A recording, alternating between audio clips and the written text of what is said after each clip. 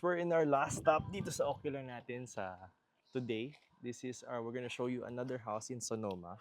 Pakita ko lang sa inyo. So ito yung bahay na sa likod ko. As you can see, ang elegant ng finish niya sa labas. I actually like this one. It's not that typical layout na nakikita nyo. It's actually very elegant and nice. So ikutin natin, pakita ko sa inyo. Tara, silipin natin. So this is the living area pagpasok natin. And one thing that I felt pagpasok ko, it's very airy.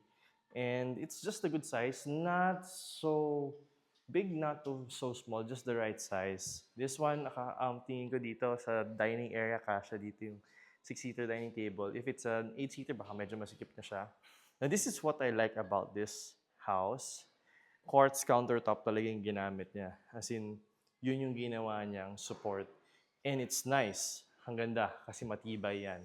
It's all it's all stone, natural stone, ang ganda.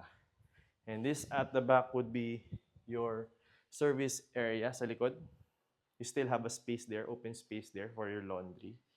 And then dito sa baba, meron kang maid's room.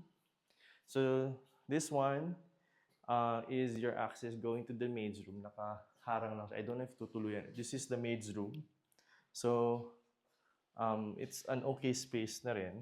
And dito rin sa baba would be your ground floor bedroom. Diyan madilim lang. Open tayo lights. Ayan. So, ayan. Nandito yung gamit nila.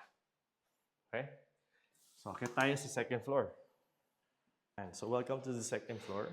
You have 2 bedrooms here and I think another 2 there sa taas. But dito yung master bedroom natin. And then you look at the hallway, it's spacious. Ayan. So, this is actually the master bedroom. Hi, Kuya. May sarili ng aircon. You have a spacious area for your walk-in closet. And this is your master toilet and bath. So, meron ka ng shower partition. Malamang install lang pa yan ng shower.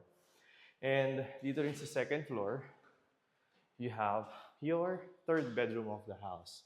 Kasi meron pa tong attic or third floor. So, this is the third bedroom. It has its own toilet also. Yan. So, hindi mo na malaman kung alin ang master. Yung isa lang kasi may walk-in closet siya. So, akit tayo sa last floor, sa third floor. Okay, welcome to the last floor. This is a landing area na maluwag. You can convert this to an office. So, you have another bedroom here. It's also spacious. Quite spacious. Can be an office, can be a man cave. Ang maganda dito, pwede rin siya maging master kasi pero may spacious for walk-in closet. Ayan. So, ayun po. If you want to see this one, contact us in the contact information down below.